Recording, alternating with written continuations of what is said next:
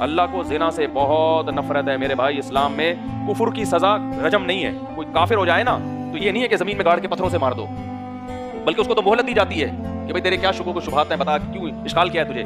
अगर कोई शादीशुदा मर्द या औरत जिना कर लेना तो फिर मोहलत बोलो नहीं, ये नहीं है कि 3 दिन मोहलत दी जाएगी, तौबा कर लेना। गवाहों से साबित हो जाए, जमीन में गाड़ के पत्थरों से मार के हलाक करो इसको। इतना बड़ा जुर्म है ये। और कमारा करे तो चौक पे खड़ा करके 100 कोड़े मारो। ये सूरह नूर की आयतें हैं। अल्लाह को जिना से थोड़ी नफरत नहीं है, बोलो बहुत ज्यादा नफरत है। यूसुफ अलैहिस्सलाम मिस्र के जेल में थे, मिस्र के महल में थे, मुलाजिम थे।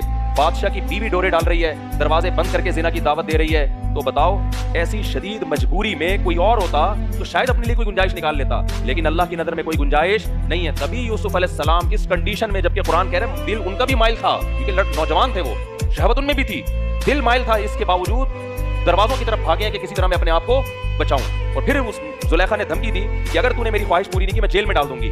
कोई देखने वाला नहीं है, कोई बदनामी का खतरा नहीं है, और रिश्ते का हुसूल भी मुमकिन है कि अजनबी मुल्क में। तो क्या कह रहे हैं, रब्बि सिजनु अहब्बु इलैया मिम्मा यदऊननी इलैहि, ए अल्लाह मुझे जेल ज्यादा महबूब है उस गुनाह से जिसकी तरफ ये मुझे दावत दे रही है। इससे पता चलता है भाई जिना किसी भी कीमत पे आपके लिए हलाल नहीं है। और जिना में और मुता में अहले सुन्नत वल जमात के नजदीक कोई फर्क नहीं है, क्योंकि अब इस तरह की भी कोई न्यूज आ रही है एक्चुअली जिना से बचने के लिए अगर हम मुता कर लें तो क्या जा रहा है भाई। मुता और जिना क्या है? जिना पे 2 बंदों को गवाह बना दो तो मुता बन जाता है, कोई फर्क नहीं है। समझते हो कि नहीं समझते हो? तो आपके पास बुराई से बचने के लिए सिर्फ एक ऑप्शन है, वो क्या है?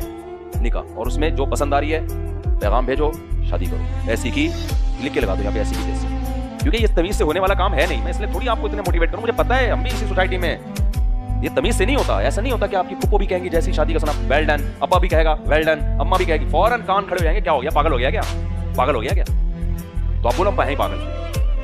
तो इसलिए मेरे भाई अपने आप को बुराई से बचाओ, इससे लड़कियों को भी फायदा होगा, उनको भी, वो भी बुराई से बचेंगे। यूनिवर्सिटियों में देखो ना, यूनिवर्सिटियां कम है और बेहयाई के अड्डे ज्यादा बने हुए हैं।